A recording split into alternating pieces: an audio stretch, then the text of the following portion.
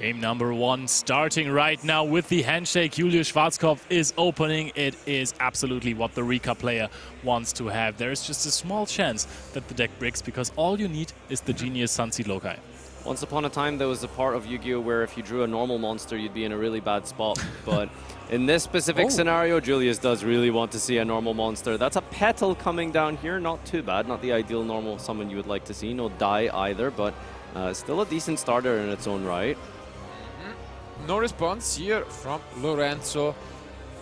I gotta say, I love how stoic Lorenzo is. Like, he has just, his face is just completely focused. I mean, for anybody who's been around in the game, he is from Milan, and he is a dear friend, or you could say he got a mentorship from Stefano Memoli, one of the OGs. And if you remember how Stefano Memoli used to play, he was exactly this stoic, so yeah. I played versus Memoli in Prague 2016. Yeah, so you know, Yes, he doesn't give out any expression, yeah.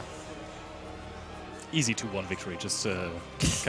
and there's the Ash Blossom on the Rica Glamour, but there is, I think, we tributed anyway.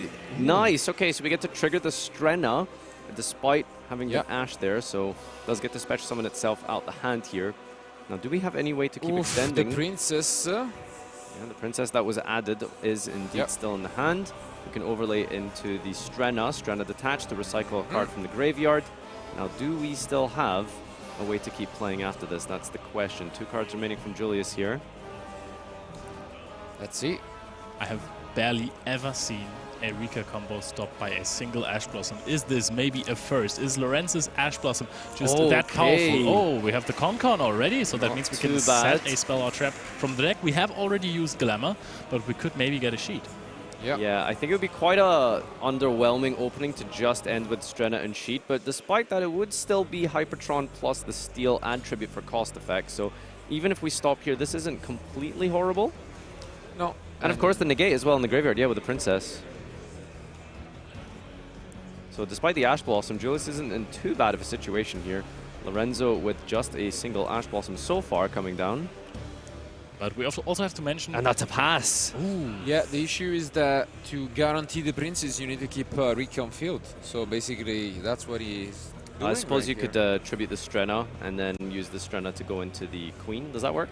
Yeah. Should work, yeah. So you should be able to always control a Rikka here. Now the question is, how far can Lorenzo extend with the Unchained? We haven't seen it on stream too much this weekend, despite the fact that it is arguably one of the sort of decks to watch out for. Although it didn't make the highest top cut representation, did it? That is true, but I think from top 32 on, it was definitely the most played one. I think with 4 contenders, whereas the second most played deck was Tier Limit with 2, and other decks with 2 as well, like the Wanderies. What can I say? Tier Limit players just weren't milling correctly. That's kind of on their fault, right? Yep, that is definitely also what happened in top 8, if I remember correctly. There were lots of talents in the graveyard. None of them were activated. However, Lorenzo is starting off with the tour guide from the underworld. Shoutouts to tour guides. Gotta love to see that in any deck. Just saying. Yeah, agreed. I do actually agree, and I think this is going to special summon out a Fiendish Rhino Warrior, as we are used to it by now. But I was gonna say earlier, Unchained is basically the best deck in the format right now. So bold statement. That's a very strange thing for you to say after witnessing a Guido. But it's true. It is able to play through many interruptions or negates. So I think that this, I want to say, lackluster field that Julius put up could actually not be too strong. This is really scary here. If we have a Shavara in hand by Lorenzo, we can actually dodge the steal here. Yeah. As the Con should be tributing this tour guide for cost. And yep, no, it resolves. All right, Rhino has been taken by the sheet here. Yeah, I was thinking whether you would print it instead the tour guide. That was also a possibility on Julius' side, but could be maybe less risky. Yeah, probably a little bit afraid of thrust. Maybe you want to leave that line to the last possible moment potentially. Fair. So Lorenzo still has some options here. Yeah. Usually you would set one, okay, but still. Prison does get you any Unchained card from your deck here, so you can go for Aruha as the extender. We could go for the trap if we already have her. Him, I think, Aruha. Yeah. They're twins. Or you just summon it, run over the Rhino, and send Shavara to the graveyard. It is your own Rhino, technically, yeah, you're right. Yeah, it is. You search Rikka, attack over it, set a card, and then you get the pop effect, but you can also search for the Shavara. I wonder why that did not happen earlier. Maybe he just has enough to play and did not want to give this away. He wanted to bait out the Rikka sheet on this. Yeah, no, that's a good point. I suppose if you reveal that you have Shavara to your opponent, they could choose to sheet at a different time. Okay, so, I mean, there really isn't a ton of ways to extend here other than setting. So, yep, here it comes. We do have the set after all, and the Shavara will be negated by the Princess. It remains in the hand, very important. A lot of negates typically will destroy. That's definitely not a card you want to be able to trigger in your opponent's hand with the Shavara. So we're negating by tributing our plant monster we control. The Strata then can climb up into the Queen or the Hypertron. We are deciding on the Hypertron right here. All right, do me a favor. Let me see this. Hyperiton. Hypertron's fine. I've been saying it wrong this whole time. Okay, I thought it was a machine, you know? What can I say? Well, okay. Get it, Tron? No? Yeah. Yep. Yeah. I got it. You didn't need to explain it, but now, yeah. Fair enough. All right, so getting the Italian card text of Hyperiton on the field here for Lorenzo to have a double check. Because there's that thrust. Wow.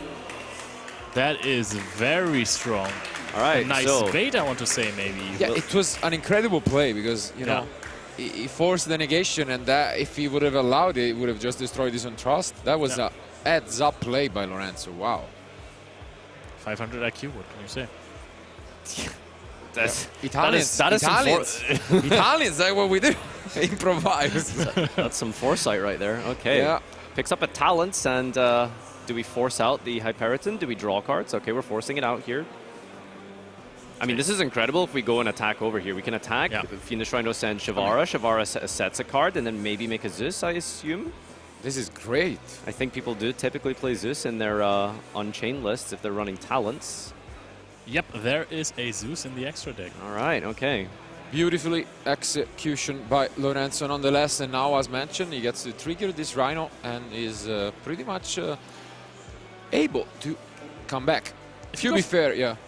If you go for a Zeus lane, do you even want to set something here? Do you want to send Shavara, or do you want to maybe get something else? Or there's a couple of things you can go for. So he does send Shavara to set a trap, but there's also the option of sending Sayama if he has another trap in the hand. He can actually continue playing.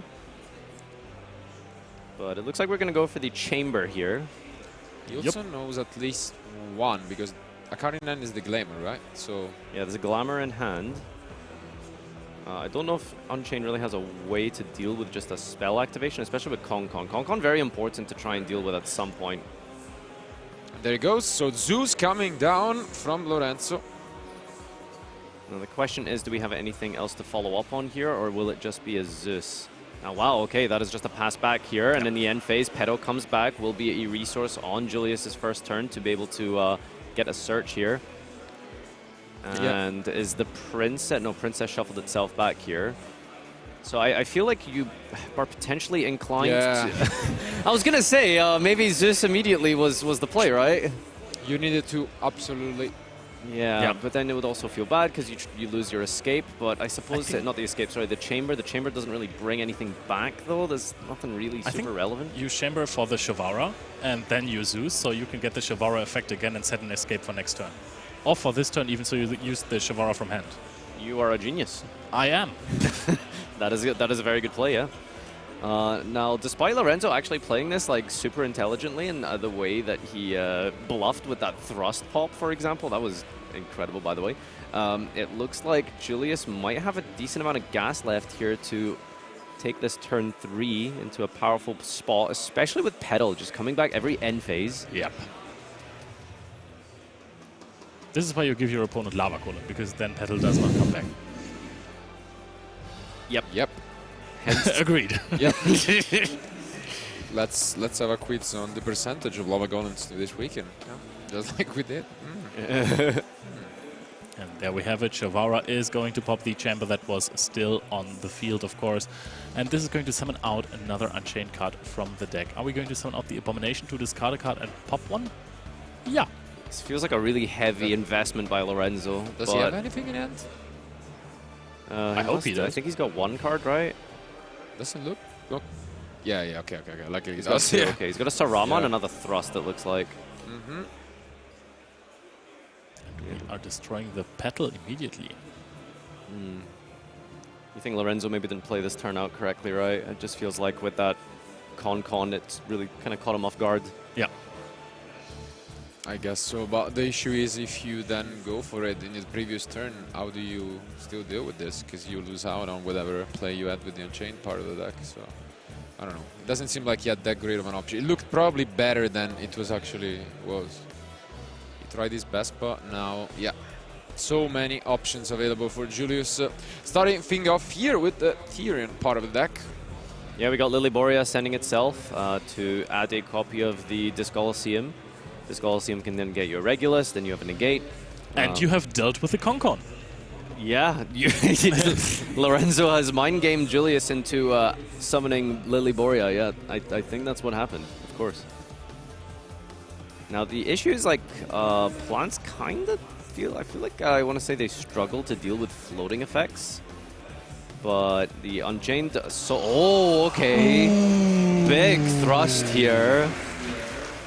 That thrust is going to hurt a lot to Lorenzo. I think you can just go for every card. You can take Talons, you can look at the hand, you can take a monster, you can, I mean, steal Abominable Soul, and that's going to be 3,000 easier damage to maintain. Oh, that's a really direct way, but yeah, that works as well. Yeah. Why not? I don't think Lorenzo has anything else in hand, otherwise it probably would have been used as Julius was comboing, unless we picked it up. That's a normal summon Lokai. There he goes. The most dangerous normal monster in the game of Yu-Gi-Oh! It was shy in this game 1, but finally decided to show up, and now we'll be there. And I think Lorenzo picks it up. Okay. Wow. That is the end of game 1 here. Lorenzo did a decent amount of effort to try and crack that field. He was really patient on his hand trap. I think he used it as optimally as he could. But despite that, the plant deck just sort of overwhelming, right? Absolutely. The Trust Bluff might have been the play of the weekend, but I think that's just a mere consolation prize whether he will lose this match. But for now, it's still early, and I think it's a good catch to just pick up your cards. We know that the Rica deck is able to win in time if he ever gets to that point, so might as well just save as much of the remaining as possible. And now he gets to go first, though, so no panicking. He needs to just take a look at his side deck, I guess. What do you think he has for this matchup? Well, Lorenzo's probably not going to be putting in too much going first, although there is a copy of Mistaken Arrest. Now, that's a card we haven't seen in a while. I think I want to say since, like, Necro's format, although there's been a couple of iterations in the last few years. But it's a one-turn mistake, basically. It's just another version of Droll and Lockbird, which he is playing 3 copies. So, I mean, 6 ways to stop your plant opponent from searching. That's pretty good. That is true, and also it is a bit better than Droll and Blockbird because you can actually use it before your opponent gets the Sunseed Sowing to the hand, which is a really, really strong card that just gets you 2 cards on the field immediately. No, it is really strong, and I mean, it was a good read on all the Flowanderies and tier elements we've seen this weekend, so definitely an interesting decision, playing 6 copies essentially with the Droll. And this is also a 2-turn Lockbird, by the way. It's until the end of next turn, which is really relevant for against Fluwanderies. Exactly, and another Italian player who is hard-siding against Fluwanderies. I mean, it's friendly fire. You have to. You have to. Absolutely. So now, look, I mean, he did play against him, to be fair. We saw him, the match lined up so that he played against Flu. So it makes sense that he won. Now, if you're in Rome, do as the Romans, right? I guess is that how the saying goes? No, I'm not sure. Not really. But what do you think? On the other hand, Julius, obviously, against what was expected to be the most popular deck. What do you think he's going to do with this Rikka? Going first with Rikka, I think the deck is well positioned in a way that you want to just pull off your combo, I think is the most important thing. Yeah. We spoke about it in a different feature match earlier, but one of the coolest cards that he's running is Spiritual Water Art Aoi as a target for talents, which means it's a way to loop a card out your opponent's hand. And Naturia Rose Whip as well is very important, particularly against Unchained, which has a lot of power spells. Or Sky Striker. Yeah, although we are going to go second for this game, so he's probably going to first side in of course. Second cards. Yeah, we're going to go second, so... Lightning Storms, Pancratops, Book of Eclipse. Book of Eclipse not all really of the that. All of that. best card going second in this matchup, although you can Book of Eclipse the DD. But yeah, that's probably the most important one, true. I'm pretty sure Julius knows better than us, and our duelists are ready. Let's go back to game 2 and find out the winner of the game.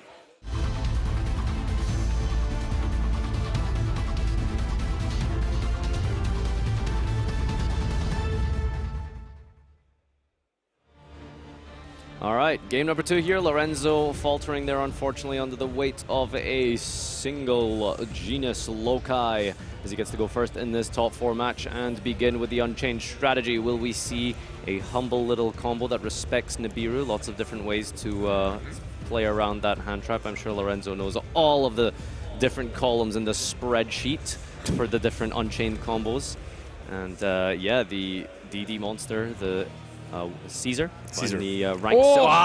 Oh, okay. Wow. No, okay. Wow, this No, does not seem to be nice. Lorenzo's game, and the next wow. worst thing that can happen is the Loci normal summon. It is unexpected die. Unexpected die. The crowd is cheering. This is going to special summon out the Loci, not even using the normal summon. If you have an Ash, you kind of have to throw it right here, right? The set monster is not part of the spreadsheet, I think. So Lorenzo just not having anything to do any. He can't play. Played around Nibiru. You wanted him to play around Nibiru. Yeah, He did. like, that is one way to do it, I suppose. But this is really unfortunate from Lorenzo. Let's see if we've got any other disruption. Droll and Lock coming down. something. At least some hope. Yeah. Okay. And Ash there. Okay. Oh, yeah. Ash, All right, Droll. fair enough. All right, do we have anything else? We're going to attack into the set monster. Hey, That's Sarama. great because it triggers your own Dryas. Yep, Yeah. so you get to special summon the healer out of the extra deck. Now, the question is, can we go further? I mean, not really. Like, it's hard to play under Droll and Lockboard with plants, honestly. Maybe if there's a way to climb up with the links into Bengal Lancer, potentially, but this is not really ideal. If this is all Julius has, then Lorenzo could be shaping up to be in a decent spot here. Dance Upon, okay, we're going to go for the Sylvan. Here we go, milling 3, 1 plant, and 2 plants from the Sylvan Dance Beyond here, hitting Madan. Wow, that's incredible. Unfortunately, Madan won't be able to add here, but we do have the Princess, which is a negate, so that's... Good find. Can it tribute itself from from the field? I assume so. Princess. From your hand or GY? Hand or graveyard, okay, Yeah, all right. but still.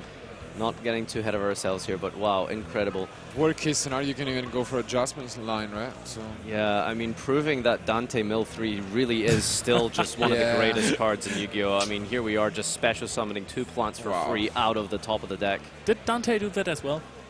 Yeah, if you mill Graffin's here. Oh, fair enough. All right, was that a pass from Julius? No, I no, think no. he kind of pointed. No, No, I just okay. asked how many cards were in the end, and they are two cards all left right. for Lorenzo. So still under Droll and Lockbird, remember? So I think Julius is just trying to navigate some sort of way to maybe end on like the Rikka Queen or Strenna. Oh, Droplet, okay.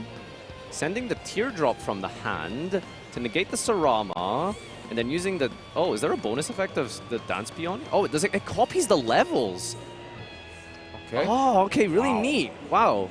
Yeah, Dante didn't do that, unfortunately. All right. Very good removal as well here. We're tributing monsters, which means that it won't be triggering the effect of Sarama to be destroyed in special summon. So removing the Sarama from the field here, and on top of that, getting the... Princess. Yeah, getting the Princess into the graveyard. Wow, Julius is just in such an incredible spot here. That's really unfortunate that Lorenzo just could not play like that. It looks like a pass back almost. Yeah, we are not quite sure. We stopped the draw phase in its tracks. And now I think that Lorenzo has a triple tactic talents in his hand. Yeah, this might be... Talents is, I mean, you need something to force your opponent to do something. So if we can't draw anything that actually helps us, you know, fulfill the activation requirement, then he's going to be kind of stuck here. I wonder what our judges are checking here. It won't be too long as we get back to the action here. But yeah, I think we're just clarifying some of the interactions so far. But yeah, in a really good spot so far, isn't he? Yeah, absolutely. And now, as we mentioned, our judges are just checking out the previous play, noticing if everything was correct. There were a few questions and, you know, a little bit of a language barrier also between the players. So it makes sense that they want to make sure that everything is clear to both as the play continues. I really love the Sylvan Dance Beyond. I think I've commentated so many featured matches where Sylvan was just like dead in his tracks, couldn't really play anymore. let's just put 2 plants together, dance plants Pion, together, summon yeah. everything. We were cheering for Thielemann because, you know, we wanted to see a lot of milling from the deck. We That's got so it. much better. We got it. Just about the same thing, Yeah. honestly. Yeah, not really much difference there. Plants, I mean, is this going to be a story where, I don't know, what is it with European events and plants, you know? When will we learn? It could be. It could be. Yeah, when do they learn, to be fair? That is Yeah. true. I mean, we know. Yeah, of we course. know. We know. Of course. No, but it's definitely a deck that is out there, and it does perform, apparently, at these huge events. When you don't prepare for it, it makes sense. At the same time, though, we might have jinxed it, because we mentioned that the deck can sometimes break. Instead, it was Unchained that ended up breaking. And I don't know, I feel like the deck, we talked about it a little bit. You are forced to play these many one-offs that you really don't want to draw into. Like the Sarama that he had to set there. Exactly. Yeah. So sometimes you do get into this kind of ends. And what can you say? Obviously, you feel bad for Lorenzo. He is still technically in this. So let's see how that goes. The Droneland Lock plus Ash was good enough to stop his opponent from not going crazy on him. But yeah, it's definitely heartbreaking to just set one and pass in top 4. Yeah, top 4 of a YCS and you're just completely bricked. It's, you know, it is what it is. It's the nature of the game, right? Sometimes you draw the cards, sometimes you don't draw the cards. That is very wise, Nadir. Thank you. Absolutely. But yeah, in general, as mentioned, this matchup feels like it's very much so on whether they can draw their few entrops, because Lorenzo is not on many. We have seen different directions with the Unchained deck, but usually they don't seem to appreciate, you know, a lot of those in the main deck especially. Yeah, they're on a lot of talents cards, you know, thrust and tactics, and those are really strong to play through fields. It protects you from your opponent's hand traps. This is why also so many players cut the hand traps, you know. This is always like the situation where people are picking up on cards that counter hand traps, then people don't run the hand traps anymore. And this is why combo decks thrive. We have seen so many Manadium decks already this weekend because the players are not really running those Nibiru's and those Lockbirds in the main decks. Yeah, I suppose that's one of the main advantages of being able to have the foresight to be, okay, well, so many hand traps in the meta, let's cut hand traps, or maybe change up the strategy completely, go for a combo deck. And, well, what can I say? It's working out pretty nicely for Julius here, despite the fact that, you know, he's gone second and he's still managed to, you know, overcome. Admittedly, Lorenzo hasn't opened too well. But regardless, you know, still playing through 2 disruptions is not too It's bad. definitely a tough one, but as mentioned, we went through 9 rounds of Swiss yesterday, followed by 3 and top 64 today. So let's review real quick while we wait for the head judge to arrive, the journey that they had to go through. So let's bring up the bracket for the top cut and see what they had to go through, who they had to defeat to be here at the top 4. So the bracket for top 30 shoe, please. Please, production. Please give us the bracket. But no. First of all, I want to mention something else. Lorenzo has set a monster. Let him cook. Let him cook. Okay. If he did not set the monster to basically defend himself, and if your opponent really combos off, what are you gonna do with a defense monster? Let him cook the bracket. All right, there we go. Okay. Yeah, let's have a look here. So the Julius? European circuit is filled with the talent. What can I say? Okay. There's a lot of different amazing players that we've seen make it into this top cut of 2,500 players. I mean, there's people like Tom. I'm not going to try to pronounce his surname, but he was Okay, nice. No worries. But yeah, Julius, we are seeing here, I think he's the main star, we can see, of this side of the bracket. He was the one who won it, and what a journey. He had to defeat Samir Bashar, which we had the pleasure of featuring. Yeah. But then also, I mean, Liang, we said it, he was the last, one of the last Spanish players at the event, and Sebastian Ma, another top contender, the last purely, although you mentioned it, purely Sprite player at the event. So tough one, I guess. Herman Hansen was also on that side of the bracket as well. Very notable player, world's competitor in his own right. So you know, a couple of good names up here. JCP. And Lorenzo, of course, has been fighting his way through. Yeah, and it seems like he had quite a different journey. I would say not the same level of names in terms of, you know, past achievements, but he had to face a lot of his fellow Italians, both in top 16 and in top 8, and both of them were actually his teammates, weirdly enough. So. And of course, we also have Jan Oliver Meyer, who is a Dragon Link legend in Germany. And many other players that have not really had that much success in past tournaments. there are some names that I do not really recognize, and I'm looking forward to seeing them in other tournaments. Absolutely. I mean, and that's how it is. When you have such like this event, 2,580 players registering for an event. Obviously, you're going to have some of those names keeping their success and keeping their spot in the top card, but yeah, it would be weird if we didn't get some new names here and there, and that seems like to be the case, especially here. We do have a few very good players that we have had success. Lorenzo is a national champion. Sofian got close to, you know, winning a tournament this season. But new stories are to be written, you know, with a new season. Yep. A lot of these names, pay attention to them throughout the circuit as we approach YCS Bologna and further beyond after that. We'll see just what happens, especially closing into, it feels like it's a long way away, but well, so many of these players will already be thinking about those Worlds qualifying points. The all-important trip to the World Championship that these players are all looking forward to and grinding forward, because it's an entire year-long process. And now just think about Cornelius. 14-year-old. Yes. 14 years old, comes to his first YCS as a non-Dragon Duel player and immediately tops. How crazy is that? Do you think that he will pick up the grind? No, I think he should quit now and have a 100% top rate. Oh, you can see yeah. he's never not topped the YCS. But he could also play well. True, yeah. just be good. Just be like Marcello. Okay, I don't know. I don't know if I Well, would... retired? Oh. Okay. Fair enough. Fair enough.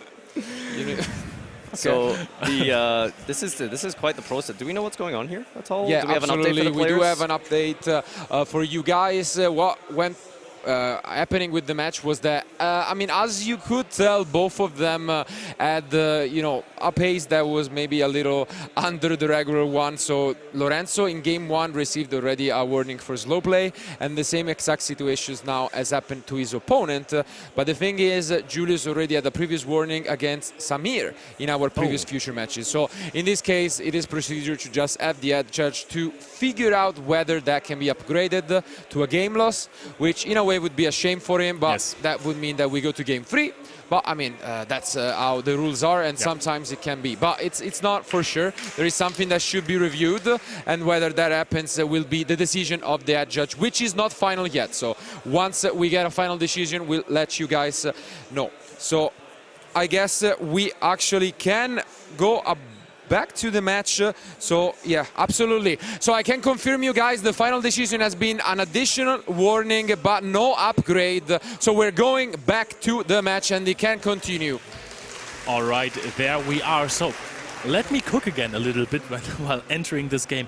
If he didn't set the Sarama, Dryas couldn't have attacked it, couldn't have received damage, and couldn't have gone into the dance peon. So what you're saying is he should have just passed completely? Yeah. All right. I think if you're playing Get out in of the the future, kitchen, Leo. Get out of the kitchen. If you're playing in the future versus Rica and you haven't read any of the cards, Just pass. just pass if you can't play. Yeah. Don't set a monster. Noted. Noted.